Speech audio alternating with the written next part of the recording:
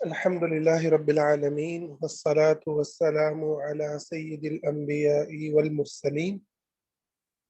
أما بعد. ہم پچھلے دو ہمارے جو سیشن ہوئے ہیں وہ سیرت کے اس پہلو سے تھے کہ سیرت النبی صلی اللہ علیہ وسلم میں ایک عورت کو بنیادی طور پر کیا حیثیت دی گئی ہے، کیا وہ اپنی کوئی آزادانہ الگ تشخص کی حیثیت رکھتی ہے یا وہ دنیا میں مرد کے ساتھ جو ہے نتھی ہے، اور اس کا جو تعارف ہے اور اس کی جو شخصیت ہے وہ اللہ تعالیٰ نے اس کو کسی نہ کسی مرد کے ساتھ اس طرح سے جوڑا ہے. یعنی اس میں بہت سارے پہلو تھے جو ہم نے مختلف حوالے سے ذکر کیے. ایک تو اس کا مقصد تخلیق کیا ہے، دنیا میں آئی کیوں ہے، وجود ہی کیوں ہے. تو اس حوالے سے ہم نے اس نظریے کو دیکھا کہ جو نظریہ یہ کہتا ہے کہ عورت کا وجود جو ہے وہ دنیا میں ان مرد کی خدمت کے لیے اور مرد کو خوش کرنے کے لیے اور مرد کے لیے سامان راحت مہیا کرنے کے لیے ہے. اس کو ہم نے احادیث اور آیات کی روشنی میں سمجھا کہ یہ ایک باطل تصور ہے.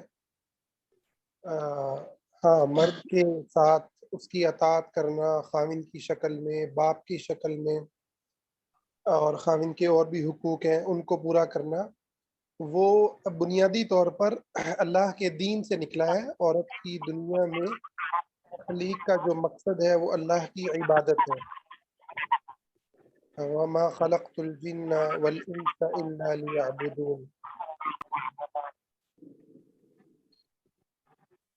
میں نے جنوں اور انسانوں کو محض اپنی بندگی کے لیے پیدا کیا ہے، اللہ کا فرمان ہے. تو عورت اللہ کی عبادت کے لیے پیدا ہوئی ہے، اور جتنے بھی اعمال وجود پاتے ہیں جو جن کو شریعت عورت کے اوپر لازم قرار دیتی ہے، بنیادی طور پر اس کے اندر جو بنیادی سبب ہے، اس کی جو بنیاد ہے وہ اللہ کی عبادت ہے، اللہ رب العزت کا تقرب ہے، اللہ رب العزت کی کئی رضا کو پانا، اس کی جنت کو پانا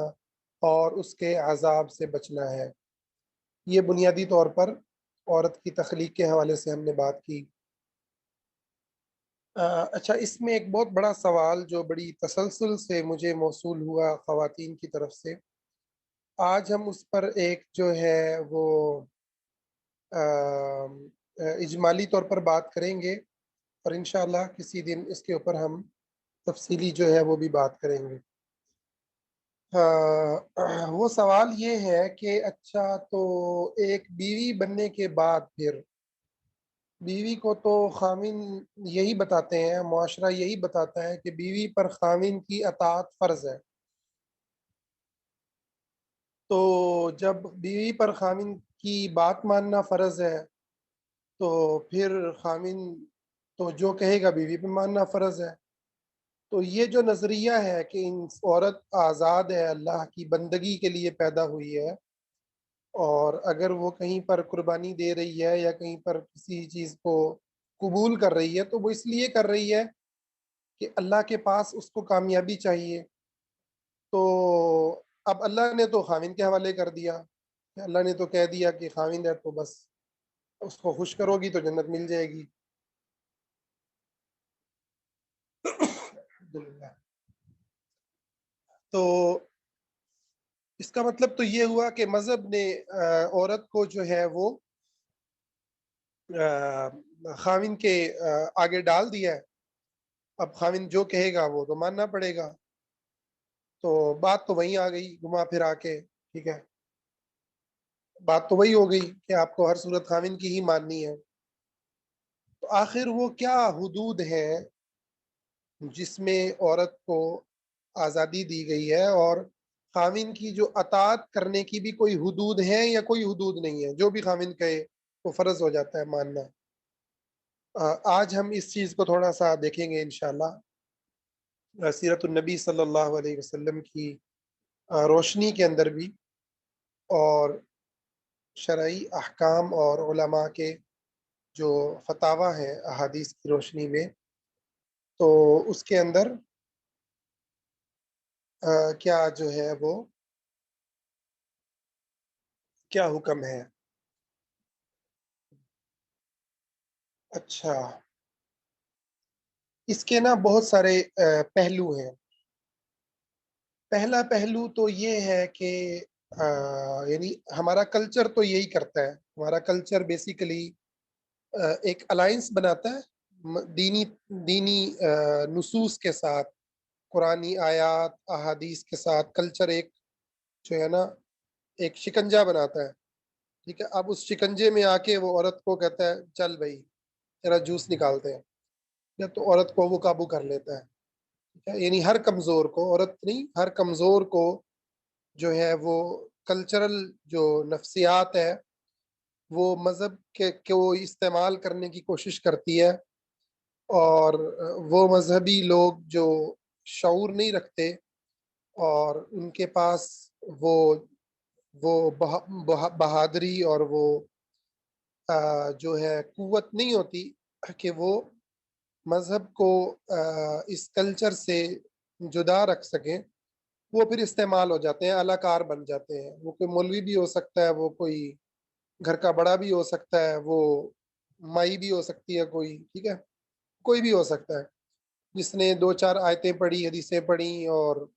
جو ہے نا اس کے بعد مولانا تو اکثر عام طور پر چپ ساتھ ہیں نا، کہتے چلنے دو جو چل رہا ہے۔ باقاعدہ میری پوسٹوں کے اوپر پھر یہ پوسٹیں کچھ آئیں، کچھ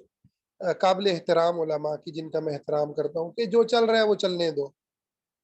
تو بھائی جو چل رہا ہے اس کے نتیجے میں فیمنزم پھیل رہا ہے، اس کے نتیجے میں الحاد پھیل رہا ہے، اس کے نتیجے میں عورت مذہب سے باغی ہو رہی ہے، اس کے نتیجے میں ڈپریشن پھیل رہا ہے، اس کے نتیجے میں خودکشی ہوتی ہے، ٹھیک ہے، اس کے نتیجے میں غیبتیں ہوتی ہیں، گناہ وجود پاتے ہیں۔ تو یہ جو چل رہا ہے چلنے دو، یہ تو ہمارے نبی صلی اللہ علیہ وسلم نے نہیں برداشت کیا۔ آپ نے نہیں ایسے کہا جو چل رہا ہے چلنے دو۔ آپ کے پاس کوئی عورت آئی، اس نے کہا میرے ابا نے بچپن میں شادی کر دی تھی، ٹھیک ہے، میری اجازت کے بغیر، میں نہیں مانتی، تو آپ نے تو نہیں کہا جو چل رہا ہے چلنے دو، وہاں اس رواج کو کیا چھیڑنا ہے اب؟ ہم نے کہا نہیں، تم اپنے گھر، خاوند اپنے گھر۔ تو ایک نہیں، آپ کو دسیوں واقعات ایسے ملیں گے، بے شمار واقعات ایسے ملیں گے صحابہ کی زندگی میں، نبی علیہ السلام کی زندگی میں، کہ جو ہے جو چل رہا ہے چلنے دو کو قبول نہیں کرتے، بلکہ جو درست ہے اور جو عدل اور انصاف کی بات ہے اس کو وہ چلاتے ہیں۔ تو اس میں جو پہلی بات ہے وہ یہ ہے کہ کیا کوئی حدود ہیں؟ اس سوال کا ہم جواب لے لیں۔ ہاں حدود ہیں، اس کا جواب ہے شریعت نے حدود رکھی ہیں۔ شریعت نے عورت کو کے ہاتھ پاؤں باندھ کے اس کو خاوند کی اطاعت کے نام پر مرد کی ہر بات کو ماننے پر مجبور نہیں کیا، حدود ہے۔ اچھا وہ حدود کیا ہیں؟ آئیے وہ دیکھتے ہیں۔ تو سب سے پہلی جو ہے وہ حدود میں سے یہ ہے کہ وہ جو کام ہے وہ اللہ کی نافرمانی کا نہ ہو، اللہ تعالیٰ کی نافرمانی کا نہ ہو۔ وہ جو کام ہے وہ اللہ رب العزت کی اطاعت کا ہو، ٹھیک ہے، اللہ تعالیٰ کی اطاعت کا ہو۔ تو میں اس کو ساتھ ساتھ اس کی دلائل بھی دیتا جاتا ہوں۔ نبی صلی اللہ علیہ وسلم کا فرمان ہے لا طاعت لمخلوق فی معصیت اللہ عز وجل، مخلوق کی اللہ عز وجل کی نافرمانی میں کوئی اطاعت نہیں، کوئی اطاعت نہیں۔ تو جو بات نافرمانی کی بات ہے، گناہ کی بات ہے، چاہے کبیرہ ہو صغیرہ ہو، اس میں خاوند کی بات کو نہیں مانا جائے گا، ٹھیک ہے، پہلی بات، پہلا اصول یہ ہے۔ تو خاوند جو ہے وہ نماز پڑھنے سے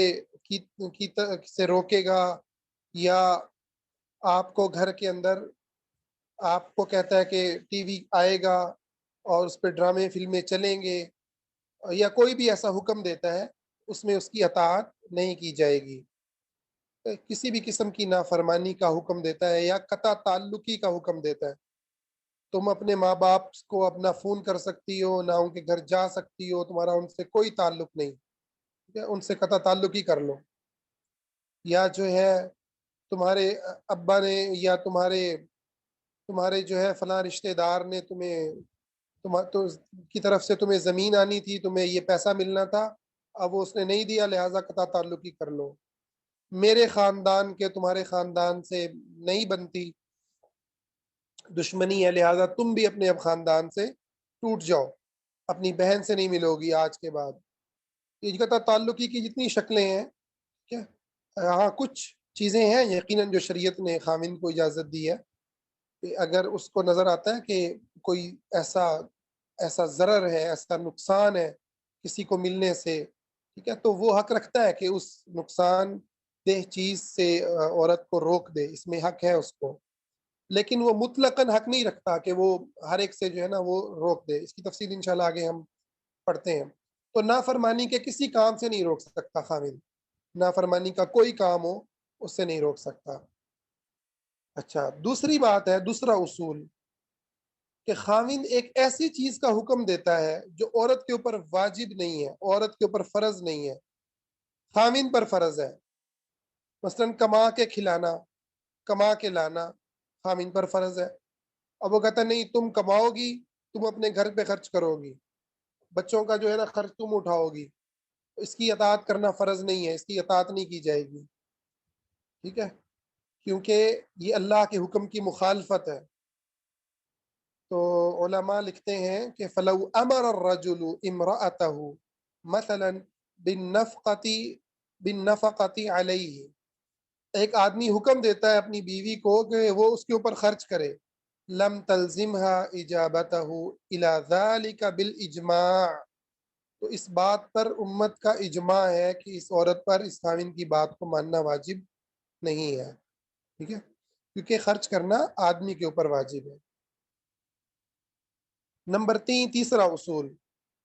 اللہ یکون فی هذه الطاعة ضرر معتبر علی المرأة، کہ اس اطاعت میں عورت کے اوپر کوئی ایسا نقصان نہ ہو کہ جو یقینی طور پر قابل اعتبار ضرر ہے، نقصان ہے، ٹھیک ہے؟ تو اس کی بھی بہت ساری شکلیں ہیں، عورت کے اوپر اگر کوئی نقصان آتا ہے کسی بات کو ماننے سے،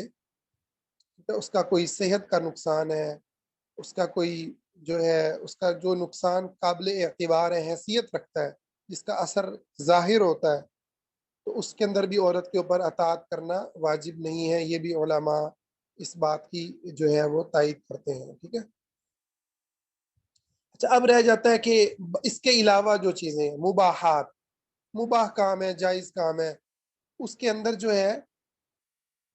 اس کے اندر کیا حکم ہے کہ اس کے اندر عورت پر کیا ماننا واجب ہے؟ تو اس کے اندر دو گروہ ہیں علماء کے، ایک گروہ کہتے ہیں کہ جو ہے عورت کے اوپر جو ہے واجب ہے کہ وہ بات کو مانے، یہ چند لوگ ہیں، چند علماء ہیں مباح کاموں میں، اور جمہور یہ کہتے ہیں، جمہور علماء یہ کہتے ہیں، ٹھیک ہے، علماء کی اکثریت، پچھلے 1500 سال کے اندر آنے والے علماء کی اکثریت یہ کہتی ہے عورت کے اوپر مباح کاموں میں، جائز اور حلال کاموں میں خاوند کی اطاعت واجب نہیں ہے، مستحب ہے، کر لے تو ثواب ہے، نہ کرے تو گناہ نہیں ہے، ٹھیک ہے۔ یہ بھی بہت سارے علماء نے بات کی ہے۔ میں ایک عبارت آپ کو سناتا ہوں، امام ابن نجیم لکھتے ہیں رحمت اللہ علیہ، المرأة لا يجب علیہا طاعت الزوج، عورت کے اوپر خاوند کی اطاعت واجب نہیں ہے، فی کل ما یأمر به، ہر حکم کے اندر، انما ذالک یرجع، بلکہ یہ جو اطاعت کا واجب ہونا ہے نا، فرض ہونا ہے، یہ لوٹتا ہے الی النکاح، نکاح کی طرف، وتوابعہ، اور نکاح سے متعلقہ چیزیں یعنی ازدواجی جو تعلق ہے اس کی طرف لوٹتا ہے، خصوصاً اذا کان فی امرہ اضرارا بہا، خاص طور پر جبکہ خاوند کی بات کو ماننے میں عورت کے لیے ضرر ہو، تو اس صورت میں تو بالکل بھی خاوند کی اطاعت واجب نہیں ہوتی، ٹھیک ہے۔ ہاں، جو میاں بیوی کا تعلق ہے اس کے بارے میں حدیثیں موجود ہیں آپ صلی اللہ علیہ وسلم کی، کہ آپ نے فرمایا کہ وہ بلائے تو اس کو چاہیے کہ وہاں پر اس کو جواب دے، چاہے وہ تندور پہ ہی کیوں نہ کھڑی ہو، اہم کام ہی کیوں نہ کر رہی ہو، خاوند کا یہ جو حق ہے اس کو رکھا گیا ہے، ٹھیک ہے۔ اس کے علاوہ جو ہے دوسری حدیثیں ہیں گھر سے نکلنے کے حوالے سے، ٹھیک ہے، اور کہ اپنے گھر سے جب نکلے تو وہ بھی خاوند کی رضامندی سے نکلے، ٹھیک ہے۔ اس کے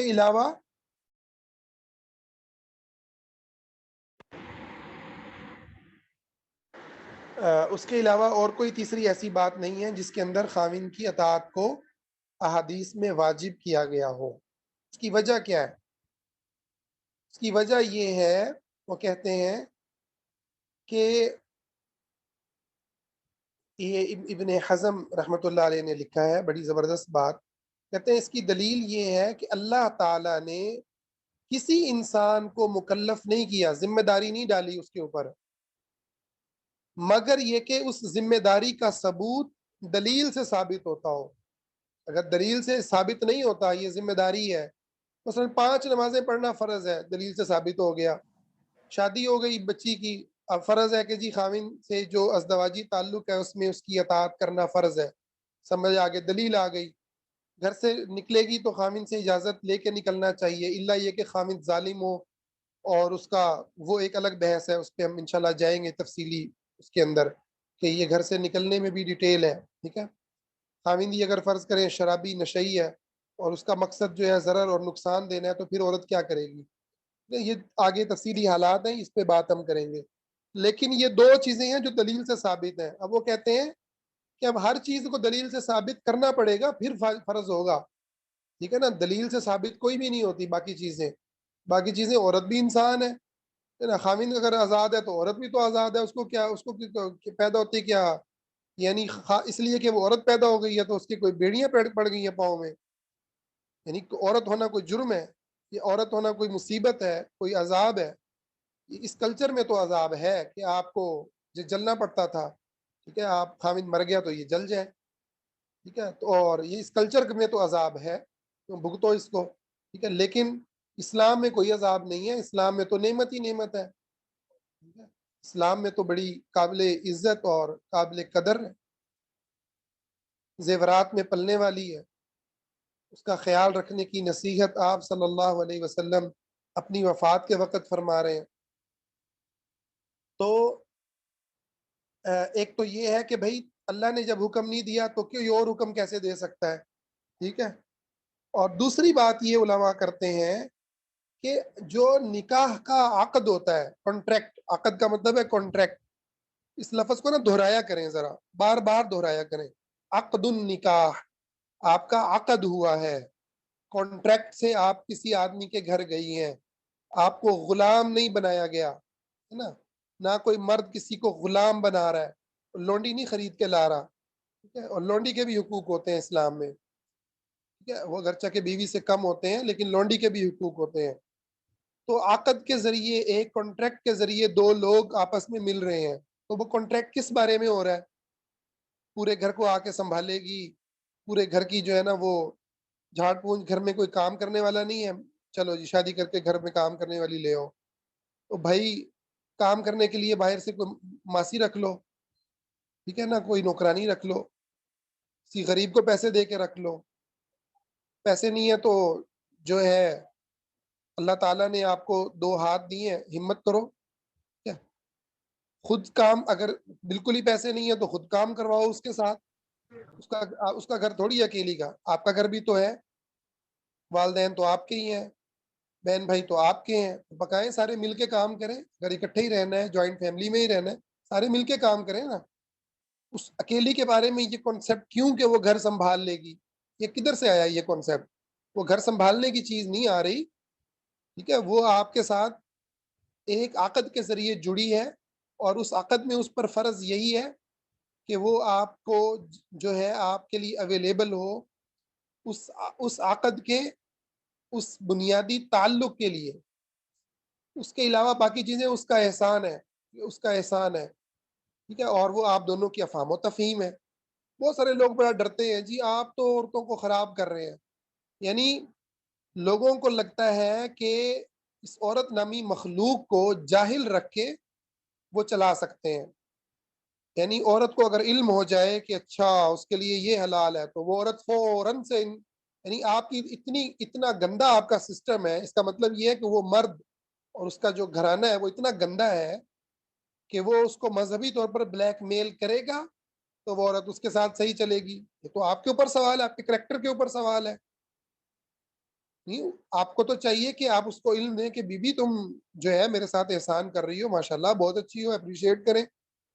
تو اگر کسی کو لگتا ہے نا اس کی بیوی کام کرنا چھوڑ دے گی تو اس بھائی صاحب کو چاہیے جا کے اپنا نا کسی عالم سے تزکیہ کرے، کسی سائیکاٹرسٹ کو دکھائے اور اپنے اخلاق کے اوپر غور کرے کہ تم تو بڑے بد اخلاق انسان ہو۔ اس کا مطلب ہے تمہاری بیوی تو صرف تب تک کام کرتی ہے جب تک تم اس کو ڈنڈا دکھاتے ہو۔ حدیثوں کا عورت کو سجدہ کرنے کا حکم ہوتا تو خاوند کو کرتی ہے، اس پر بھی ہم انشاءاللہ بات کرتے ہیں۔ خاوند کو کرتی، لہٰذا تم تو جہنم میں جاؤ گی۔ یعنی یہ باقاعدہ آدمی اپنی بیویوں کو ٹیکسٹ میسج کر رہے ہوتے ہیں، لڑائی ہوتی ہے اور یہ میسج کر رہے ہوتے ہیں۔ یعنی آپ کا اس کا مطلب یہ ہے کہ یعنی بالکل وہی سچویشن ہے، آپ دیکھ لیں جو ویسٹ کے اندر کسی دور میں جب پاپائیت کے خلاف مغرب اٹھا ہے اور کلیسا کو اس نے سیاست سے بے دخل کیا ہے، انقلاب فرانس یا آپ اس کے اور بہت سارے نام ہیں، ٹھیک ہے، تو وہ وہاں پر یہی ہو رہا تھا نا کہ وہ مذہب کے نام پہ جو ہے وہ دبا رہا تھا اس باطل دین کو، جو محرف شدہ تبدیل شدہ دین تھا، اس کے ذریعے جو ہے انسانی ترقی کے اوپر پابندیاں تھی، سائنسدانوں کو قتل کیا جا رہا تھا اور بہت ساری چیزیں، لوگوں کا مال کھایا جا رہا تھا، جیسے اللہ نے قرآن میں بھی کہا ان کثیرا من الاحبار والرهبان لا ياكلون اموال الناس ان کثیرا من الاحبار والرهبان، مجھے بھی آیت بھول رہی ہے، اللہ تعالیٰ معاف فرمائے، کہ بہت سارے احبار اور رہبان، عیسائیوں اور یہودیوں کے جو پادری اور وڈیرے ہیں، ان لوگوں کا مال حرام طریقوں سے کھاتے ہیں، ظلم کرتے ہیں، اس کے نتیجے میں بغاوت ہوئی۔ تو آج آپ بھی یہی کر رہے ہیں، کلچر کا ظلم جو ہے اس کو آپ جواز دے رہے ہیں حدیثوں سے، حالانکہ انہی احادیث کے اندر دوسری احادیث کی تفسیر موجود ہے، اور جو آپ مطلب نکال رہے ہیں مرد یہاں کا وہ تو نکلتا ہی نہیں ہے، حدیث سے کیسے نکالیں گے آپ؟ یعنی عورت کو حکم ہوتا کہ سجدہ کرے خاوند کو، تو بھائی اللہ نے حکم تو نہیں دیا نا، سجدہ کرنا اللہ نے حرام ہی کیا ہے۔ سب سے پہلی بات اس حدیث کے بارے میں کہ علماء میں اختلاف ہے، اگرچہ کہ جمہور علماء اس کو صحیح کہتے ہیں اور میں بھی صحیح مانتا ہوں، لیکن اس حدیث کی صحت یا ضعیف ہونے میں بہرحال اختلاف ہے، اور اختلاف بڑا مضبوط اختلاف ہے، ہلکا پھلکا اختلاف نہیں ہے۔ نمبر دو کہ مان لیا یہ روایت صحیح ہے اور بالکل صحیح ہے، میں الشیخ البانی کے اوپر اعتماد کرتا ہوں، محدثین میں اسی طرح سے، اور پچھلے جو متقدمین ہیں ان میں سے بھی بعض علماء نے اس کو صحیح کہا، اگرچہ کہ بعض ضعیف بھی کہنے والے، تو ہم نے صحیح مان لیا۔ تو بھائی اس سے کیا نکلا ہے؟ یعنی یہ حدیث آپ غور کریں، نبی کریم صلی اللہ علیہ وسلم کے بارے میں پتہ چلتا ہے ابو بکر رضی اللہ عمر رضی اللہ تعالیٰ عنہ کو، کہ جو ہے عمر رضی اللہ تعالیٰ عنہ کی اپنی بیوی سے ہوئی نا انبن، تو ان کی بیوی کہنے لگی، انہوں نے جواب دیا نا آگے سے، تو عمر نے کہا کہ تم مجھے جواب دیتی ہو، انہوں نے کہا اے عمر تم مجھے ڈانٹتے ہو رضی اللہ عنہ۔ نبی صلی اللہ علیہ وسلم کی جو بیویاں وہ آگے سے جواب دے دیتی ہیں، اور پورا پورا دن ان میں سے ایک ناراض رہتی ہے، حضور سے بات ہی نہیں کرتی۔ حضرت عمر پریشان ہو کے دوڑے دوڑے حضرت حفصہ رضی اللہ عنہ کے پاس گئے، انہوں نے کہا یہ صحیح بات ہے؟ انہوں نے کہا ہاں بالکل صحیح ہے، ایسا ہو جاتا ہے۔ تو پھر انہوں نے آگے بہرحال ان کو نصیحت کی۔ تو ہمارے نبی نے تو کبھی حدیث نہیں سنائی، سبحان اللہ، کبھی نہیں سنائی کہ بھائی تم تو نخرے کرتی ہو، آگے سے جواب دے رہی ہو، تم تو ناراض ہو جاتی ہو، کہ عورت کو حکم ہوتا سجدہ کرے تو خاوند کو سجدہ کرتی، تم میرے آگے تمہاری کیا مجال ہے بات کرنے کی؟ ہمارے نبی نے تو کبھی یہ اخلاق نہیں اپنائے صلی اللہ علیہ وسلم، آپ پہ قربان جاؤں،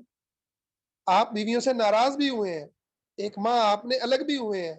حتیٰ کہ اللہ رب العزت نے امہات المومنین کی تربیت کے لیے جو ہے قرآن کی آیات میں ان کو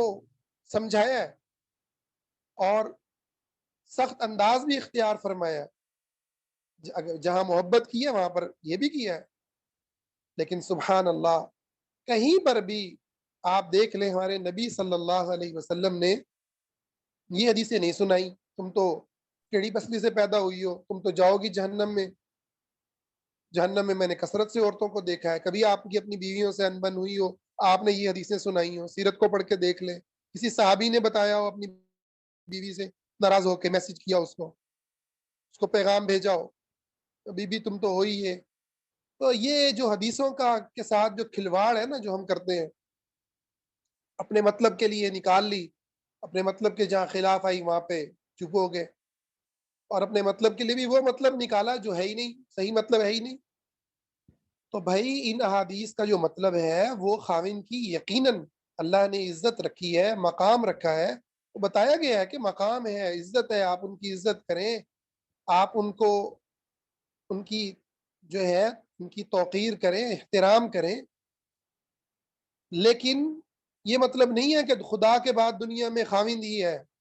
اب وہ حدیث سارے بھول جاتے ہیں خاوند کی یہ والی حدیث سناتے ہوئے کہ نبی صلی اللہ علیہ وسلم سے پوچھا گیا مجھ پر سب سے زیادہ حق کس کا ہے؟ آپ نے فرمایا تیری ماں کا۔ تو پوچھا پھر کس کا؟ فرمایا تیری ماں کا۔ فرمایا پھر کس کا؟ فرمایا تیری ماں کا۔ پھر کس کا؟ پھر فرمایا تیرے باپ کا۔ تو محبت میں، احترام میں، تعلق میں، خدمت میں ماں اور باپ کا حق ہر رشتے سے زیادہ ہے، اگرچہ کہ خاوند کو اطاعت کے اندر فوقیت دی گئی ہے، کیونکہ خاوند سے کانٹریکٹ ہوتا ہے نا، تو خاوند کو اگر ضرورت ہے بیوی کی تو بیوی کو خاوند کی بات کو ماننا ہوگا۔ بعض اوقات والدین اگر جو ہے کسی وجہ سے روک بھی دیں تب بھی بیوی کو خاوند کی بات کو ماننا ہے جب تک اس کی بیوی ہے، لیکن بات کون سی ماننی ہے؟ جو عرف کے معروف کے مطابق ہے، نیکی کی بات ہے، یا جو میاں بیوی کا آپس میں تعلق ہے اس سے متعلقہ بات ہے، یا کہیں باہر نکلنے سے متعلقہ بات ہے، ٹھیک ہے۔ اب تھوڑی مانی ہے کہ جی پورے خاندان کی خدمتیں کرو، یہ نا وہاں بھی جانا ہے وہاں بھی جانا ہے، یہ کام بھی، حتیٰ کہ اب تو بہت سے مرد بیویوں کو کہے کماؤ، تم کما کے کھلاؤ، کما کے کھلاؤ۔ ہاں عورت اپنے، ٹھیک ہے، عورت کی چاہت ہے کہ میرے خاوند پہ بھی بہت ساری چیزیں اللہ نے فرض نہیں کی، جا کے پیزے کھلاؤ، عیاشیاں کرو۔ بہت سارے آدمی مجھے کہتے ہیں ہاں جی آدمی پہ بھی تو فرض نہیں ہے، میں نے کہا بھائی نہیں فرض، ہم کب کہہ رہے ہیں فرض ہے؟ ٹھیک ہے، ہاں عورت کو اپنے لیے کمانا ہے تو کما لے۔ اللہ رب العزت نے قرآن میں جو اصول بیان کیا وہ کیا ہے؟ وَلَهُنَّ مِثْلُ الَّذِي عَلَيْهِنَّ بِالْمَعْرُوفِ، وَلَهُنَّ مِثْلُ الَّذِي عَلَيْهِ، مجھے آیت پھر دوبارہ جو ہے میری اس سے ہو رہی ہے، ہاں یہی ہے وَلَهُنَّ مِثْلُ الَّذِي عَلَيْهِنَّ بِالْمَعْرُوفِ، جس طرح سے ان کے تم پر حقوق ہیں، تمہارے ان پر حقوق ہیں، ان کے بھی تم پر حقوق ہیں، اگرچہ کہ وَلِلرِّجَالِ عَلَيْهِنَّ دَرَجَةٌ، آدمیوں کو ایک درجہ فضیلت دی گئی ہے کہ وہ کما کے لاتے ہیں، وہ گھر کے ذمہ دار ہیں، ٹھیک ہے، ان کو قوام بنایا گیا ہے۔ مگر ایسا نہیں ہے کہ عورت کو جو ہے وہ باندھ کے خاوند کے آگے ڈال دیا ہے، وہ کمائی ہے، اب وہ جنت میں تب جائے گی جب وہ اس اور آدمی کے سارے کام کرتی پھرے گی، ایک ایک بات کو مانتی پھرے گی، آدمی گلٹ میں جب چاہے ڈال دے، ٹھیک ہے، کہ بس تم تو نافرمانی کر رہی ہو، ٹھیک ہے۔ عورت کو کہ کیا حقوق دے رہا ہے نہیں دے رہا یہ کوئی اہمیت نہیں رکھتا، سال سال سعودیہ میں بیٹھا ہوا ہے، ٹھیک ہے، ملک سے باہر ہے، عورت کو جو ہے نا بس پیسے بھیج دیتا ہے۔ تو یہ جتنی بھی یہ چیزیں ہیں، یہ سب کی سب اسلامی خلافت وہ گھروں کے اندر گھستی ہے، بیوی کے ساتھ تعلق ہوتا ہے خلیفۃ المسلمین کا، قاضی وقت کا، وہ پہنچ جاتی ہے وہاں پر جو ہے نا شکایت لے کر۔ عمر رضی اللہ تعالیٰ عنہ کو دیکھیں، جہاد سے اہم کوئی کام ہے؟ آپ معسکرات میں تمام فوجیوں کو قانون بناتے ہیں، اپنی بیٹی سے پوچھ کے عرصہ صبر کر سکتی ہے، فرمایا 4 مہینے سے زیادہ کوئی فوجی محاذ پہ نہیں رہے گا، گھر جائے۔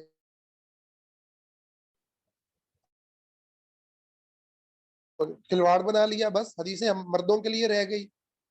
آپ بھی آپ ان کا خرچہ دے آپ اپنی ذمہ داریوں کو پورا نہیں، ہاں اپنا جب مطلب ہے تو حدیث آ جائے گی. تو اللہ کے لیے آپ ہیں تو بھی خدا سے ڈریں. عورت کمزور ذات ہے، اس کل نہ مرد کو کوئی کمزوری ہے. سب کے سب خدا کے بندے ہیں اور سب کے لیے اللہ نے آسانیاں اور راہیں رکھی ہیں. اسے دین آسان ہے، بڑا آسان ہے. اللہ پہ توکل کریں، اللہ پہ یقین رکھیں. کسی رشتے کے اگر ختم ہو جانے میں خیر ہے تو اللہ قرآن میں کہہ رہا ہے اللہ دونوں کو غنی کر دے گا. اس ڈر سے سسک سسک کے نہ جئیں کہ بچے کہاں پلیں گے اور میں کہاں رہوں گی. ٹھیک ہے. اسی طرح آدمی کے لیے، وہ آدمی جو ذلیل ہو رہا ہے، ٹھیک ہے، جو خار ہو گیا ہے، وہ بھائی اپنی بیوی سے الگ ہو جائے. نبی صلی اللہ علیہ وسلم کی حدیثیں ہیں اس بارے میں. وہ اپنی بیوی سے الگ ہو جائے، اللہ اس کی بیوی کے لیے بھی آسانی کر دے گا، اس کے لیے بھی آسانی کر دے گا. نہ آدمی ذلیل ہو نہ عورت ذلیل ہو. اللہ کے تابع دار بنے، زندگی کو سمجھیں. چھوٹی سی زندگی ہے، 15 20 30 40 سال کی جو گزارنی ہے. اس سے پہلے بچپنا ہوتا ہے، اس کے بعد بڑھاپا ہوتا ہے. تو یہ جو جوانی کے 10 15 20 سال ہوتے ہیں جس میں کچھ آپ نے اللہ کے لیے کچھ کرنا ہوتا ہے، اس کو ہم خاندانی ڈپریشن میں گزار دیتے ہیں، آپس کی لڑائیوں میں گزار دیتے ہیں. اپنی اصلاح کریں، علوم سیکھیں. یہ جو دنیا کے اندر علوم ہیں جن سے معاملات کی اصلاح ہوتی ہے، چاہے وہ ویسٹ کی طرف سے آئے ہیں، چاہے وہ ہمارے علماء کی لکھی ہوئی چیزیں ہیں، ان سے فائدہ اٹھائیں. جیسے کتاب ہے انگلش کے اندر، the men's are from Mars and the women's are from Venus. بہت کمال کی کتاب ہے، غالباً ترجمہ بھی اردو کے اندر موجود ہے. ٹھیک ہے نا. اس کے اندر اس نے پورا موازنہ کیا ہے کہ عورت کی کیا سائیکالوجی ہوتی ہے، آدمی کی کیا ہوتی ہے، کیسے معاملات کو ڈیل کیا جاتا ہے، کیسے معاملات کو سلجھایا جاتا ہے. سر سلمان آصف صدیقی صاحب ہیں، ان کے بہت سارے لیکچرز ہیں، اور علماء کی کتابیں بھی اس حوالے سے موجود ہوں گی. تو یہ سیکھیں، اپنی ٹریننگز کریں، اپنے اوپر خرچ کریں، اپنے آپ کو بہتر کریں. کہ اپنے آپ کو یہ سمجھنا کہ بس یہ تو میری توہین ہے، میں کیسے سیکھ سکتا ہوں، میں کیسے تھراپیز لے لوں، میں کیسے جو ہے کاؤنسلنگ لوں، میں کوئی پاگل ہوں. بھائی پاگل کی بات نہیں ہے، رہنمائی مشورے کی ہر ایک کو ضرورت ہے. تو اللہ نے اپنے نبی کو کہا ہے صلی اللہ علیہ وسلم وشاورہم فی الامر، آپ بھی مشورہ فرمائیے. اور آپ کے ساتھ جب وہ واقعہ ہوا، واقعہ سبحان اللہ، آپ مشورہ لے رہے ہیں حضرت علی سے، دیگر صحابہ سے مشورہ لے رہے ہیں کہ میں کیا کروں. اور اسی طرح سے دیگر معاملات میں آپ نے اپنے ازدواجی معاملات میں مشورہ لیا ہے. اور سب سے بڑھ کر اللہ سے مشورہ کرتے تھے، جبریل امین آ کر کے پیغام پہنچاتے تھے. تو اس سے بڑی کیا چیز ہوگی، اس سے بڑی کیا چیز ہوگی. تو آج ہم جو ہے سیکھنے سے، آگے بڑھنے سے، مشورہ کرنے سے، ہم اس سے کہتے ہیں جی ہم کوئی پاگل ہیں، ہمیں اس کی کیا ضرورت ہے. تو اس چیز کو سیکھیے، اس چیز کو سمجھیے. ٹھیک ہے. اپنے آپ کو اس کلچر کی جکڑ سے نکال کے اللہ کی بندگی میں لائیے.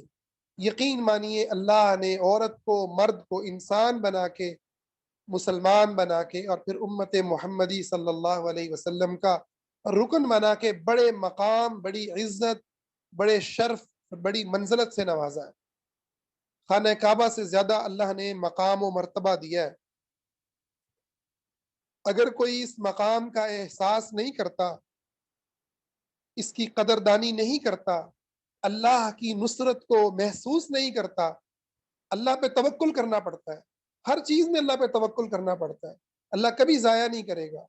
اگر کوئی الگ ہوتا ہے، ایک دوسرے سے رشتے کو ختم کرتا ہے، تو اللہ پہ توکل کرنے والا ہے. اس سے پہلے یقیناً اصلاح کی ساری کوششیں کرنی چاہیے.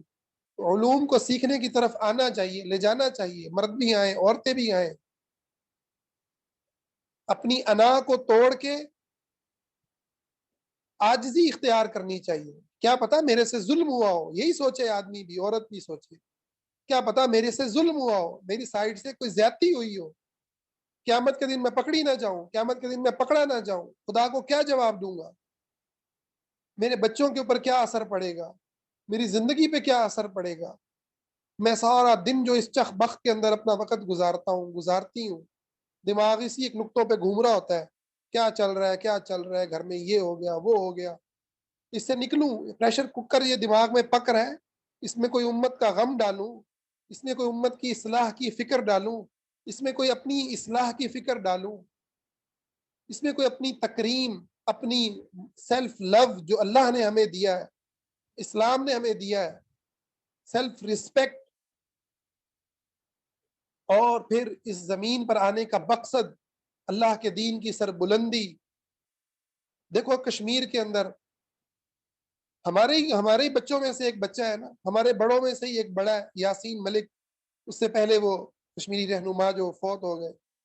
گیلانی جو تھے، علی حسن گیلانی رحمت اللہ علیہ، یہ لوگ اسی وقت کے اندر دنیا کے اندر اسلام کا نام روشن کر رہے ہیں، مسلمانوں کے دفاع کے اندر جو ہے دنیا کو بتا رہے ہیں، اسی لمحوں میں فلسطین میں مائیں اسرائیل کے ہاتھوں ڈنڈے کھا رہی ہیں، بچے اور بچیاں مسجد اقصی کی حفاظت کے لیے زخمی ہو رہے ہیں، شہید ہو رہے ہیں، اسرائیل کی جیلوں سے بچے بھرے ہوئے ہیں، کشمیر کی جیلیں دیکھو، کرناٹک کی وہ لڑکی دیکھو جو اللہ اکبر کے نعرے لگاتے ہوئے ہندو جتھے کے سامنے ڈٹ جاتی ہے، اور ہم ان چکروں کے اندر پھنسے ہوئے ہیں، ان چکروں کے اندر ہی ہماری جو ہے وہ ہماری زندگی بیت جاتی ہے، ساری عمر پہلے ان چکروں میں خود رگڑا کھاتے ہیں، پھر جو بڑھاپا ہوتا ہے وہ رگڑا دینے میں گزرتا ہے۔ تو خدا کے لیے اس چکر سے نکلیں، ایک اللہ کی طرف پلٹیں، زندگی کے چند لمحے ہیں، چاہے عورت ہے چاہے بندہ ہے، مر جائے نا قبر میں کسی دوسرے پارٹنر نے نہیں جانا، قبر کی نہ جانے کتنی لمبی زندگی ہے، پھر حشر کی زندگی ہے، پھر جنت اور جہنم ہے، ہر ایک نے تنہا تنہا بھگتنا ہے، جنت میں خاوند آ گیا یا بیوی آ گئی تو خوش نصیبی، ورنہ اکیلے اکیلے جہاں پہ جائیں گے اکیلے اکیلے۔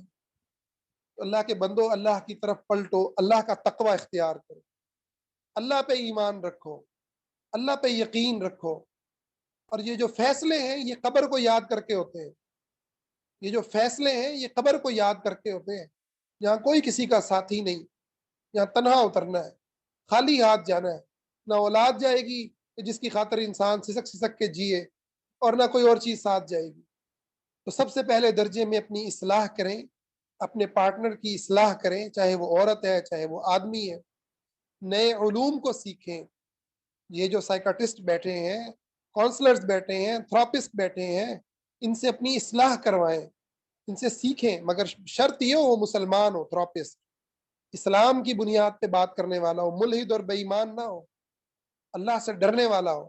ایسے لوگوں سے تعلق کو جوڑیں، اپنی اصلاح کریں، ایک دوسرے کو بہتر کریں، اپنے تکبر کو توڑیں، اور اگر کسی کو نظر آتا ہے کہ بھائی علیحدگی کے اندر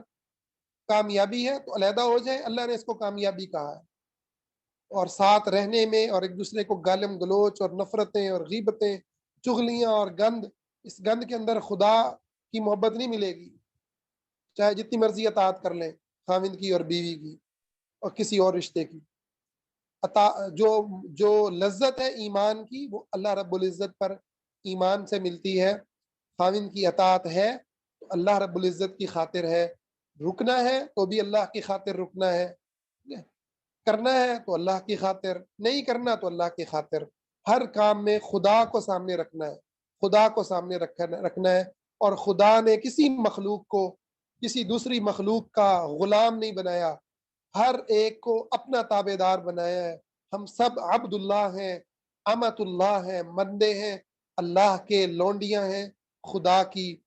اسی نظریے کو دہرائیں، اس سے جو طاقت ملے گی وہ آپ کو دنیا کی کسی بھی بھاشن سے، کسی بھی لیکچر سے، کسی بھی چیز سے آپ کو طاقت نہیں ملے گی، کہ آپ خدا کے ہیں، چاہے مرد ہیں چاہے عورت ہیں، اور آپ کو خدا کی طرف لوٹ کے جانا ہے۔ تو اللہ سے دعا ہے اللہ تعالی ہمیں دین کا صحیح فہم عطا فرمائے، آمین۔